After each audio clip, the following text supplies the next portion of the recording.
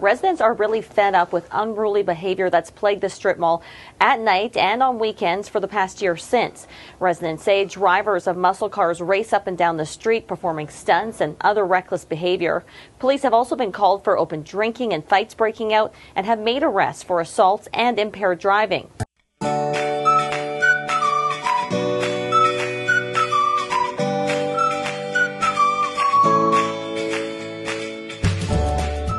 Andito ngayon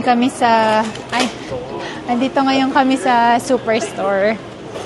Pumili lang ng mga kulang. Dito to sa Northeast. Ngayon lang kami dito yata. Tara, samahan nyo kami ngayon. Hindi masyadong tao ngayon kahit na Sabado.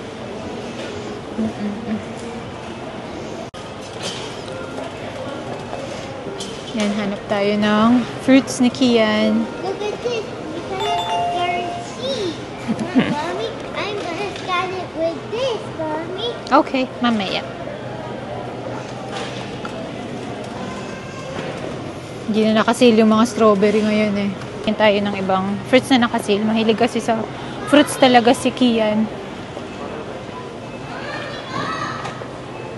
Let's look kung ano ang nakasil. Blueberry, hindi niya masyadong bet. Ano pa kayang pwedeng mabiling fruits? Grapes. Mahal ng grapes ngayon, $9.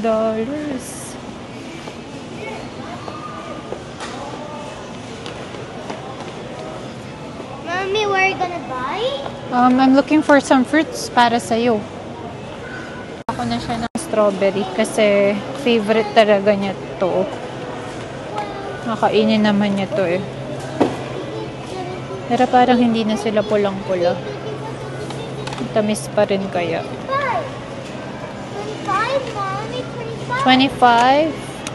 25? Mukhang matamis yung 7 Seas. Itong well-pick is hindi masyadong red.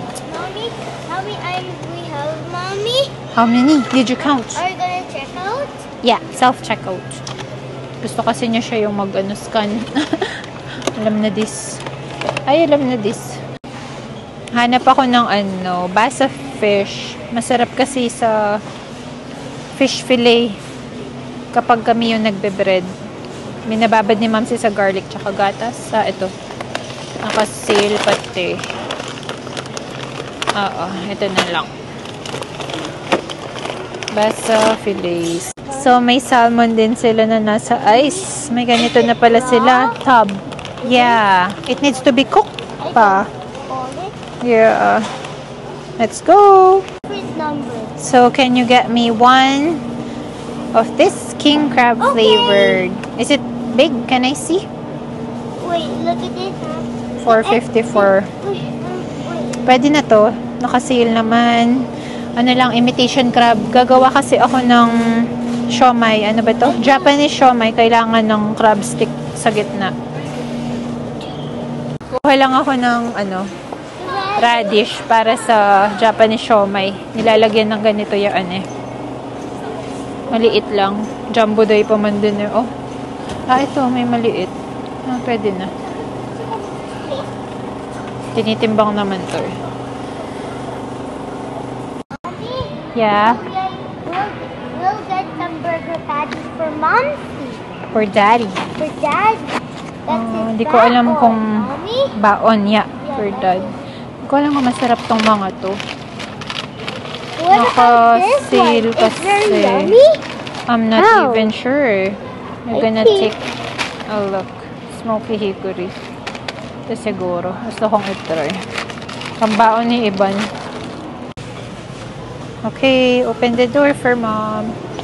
Whoa, Yan, gatas. cold. It's cold, yeah.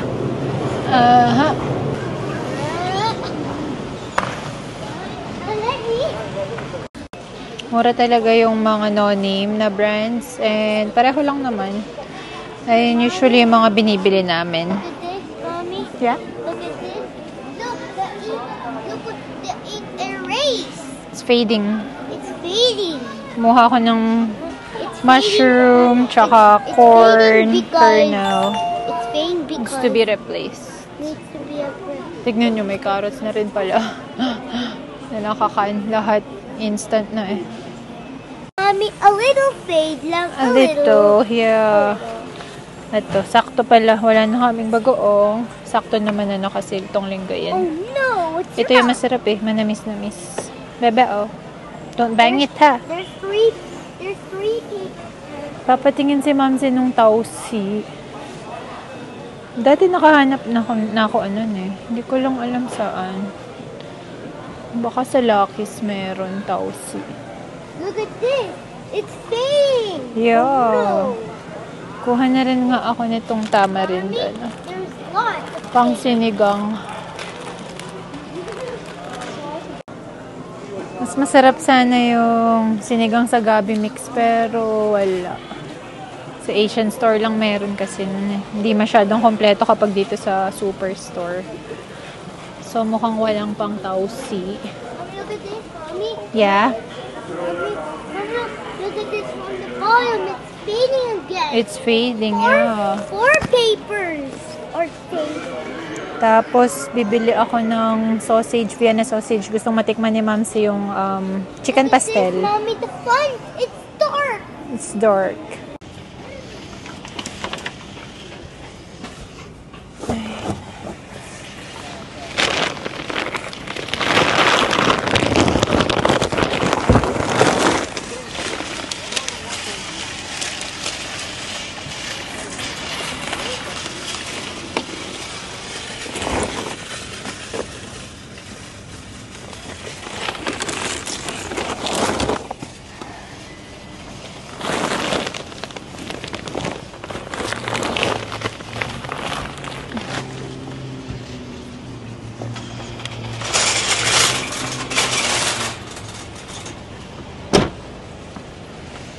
Several long days later. Safety is the main focus of a meeting with residents in Saddle Ridge tonight. They are gathering along with business owners, the area councilor, and police. Residents are really fed up with unruly behavior that's plagued the strip mall at night and on weekends for the past year since. Residents say drivers of muscle cars race up and down the street performing stunts and other reckless behavior. Police have also been called for open drinking and fights breaking out and have made arrests for assaults and impaired driving. It's become such a problem, a community safety officer has been tasked with managing complaints.